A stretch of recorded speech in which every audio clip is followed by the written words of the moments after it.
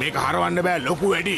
සැඩපාරත් වැඩි. මට අම්මා කියලා තියෙනවා හැම නරකාලංචයක් එක්කම සුභාලංචකුත් තියෙනවා කියලා. ඔයාව දාලා යන්න කලින්ද කිව්වේ? ඔව් එහෙම තමයි. මං කියන්නේ මොන තරම් ඝන අඳුරු වලාකුළු මැද්දේ වුණත් ලස්සන දේ දුන්නකුත් තියෙනවා. අපිට ඉස්සරහට කිසිම කලදරයක් ඇති වෙන්නේ නෑ. කරදරයක් නෑ කියලානේ කිව්වේ.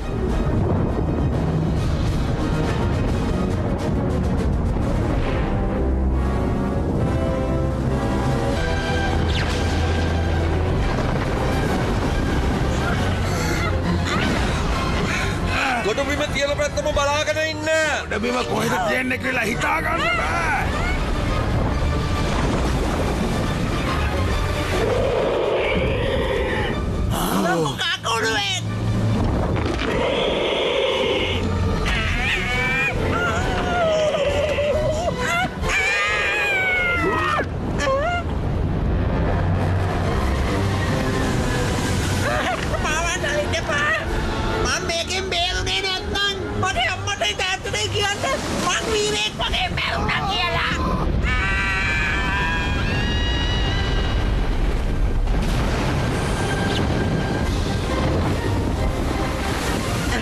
අපි බේරුණා. ඒයි මහා සාගර ඔයාට ඔච්චරද කරන්න පුළුවන්.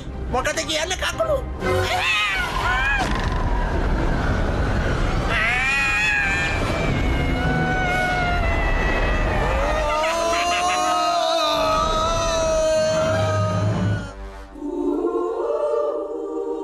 ඒයි දැක්කද අඳුරු වලා එක්කම දේ දුන්නක් තියෙනවා.